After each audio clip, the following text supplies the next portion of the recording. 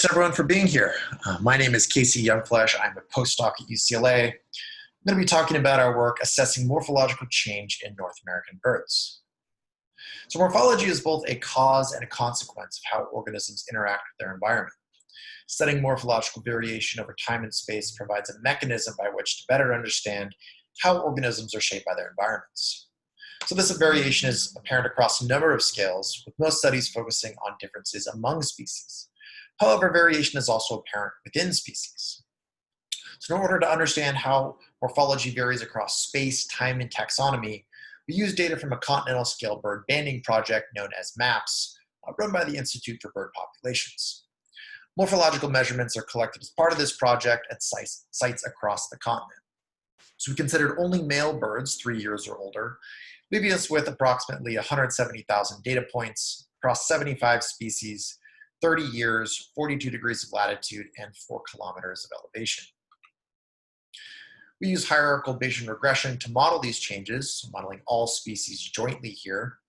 We had 3 response variables of interest: wing length, mass, and wing length over mass, so standardized wing length. We fit 3 separate models, one for each of these response variables, that were all identical in structure.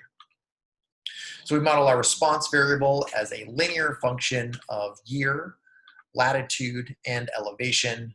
So again, the goal here being to understand how morphology varies within species across these 3 axes. So these are the estimates of the mean effects across all species for these 3 response variables. Again, 3 separate models here.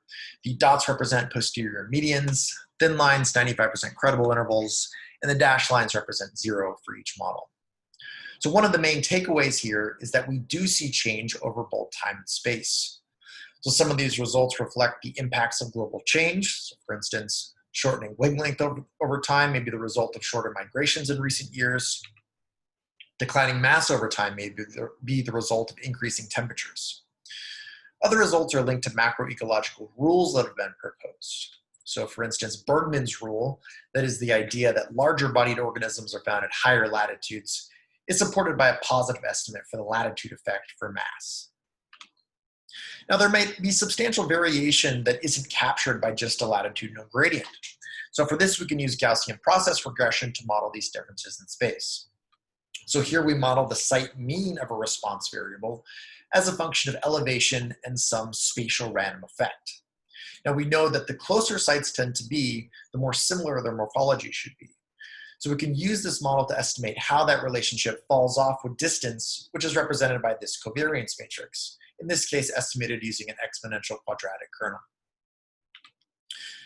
From the model results, we can then produce surfaces that illustrate how these traits vary across space. So for this one species, Acadian flycatcher, we see that longer wings are found in the north and the east, and shorter wings in the southwest of the species range. So while we consider a single species might have important variation across space, it can help us understand more about connectivity among these populations.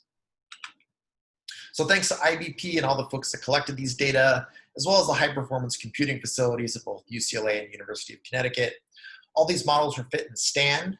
There are some great STAN resources online, particularly for Gaussian process models. Happy to send along those links to anyone who would find those useful.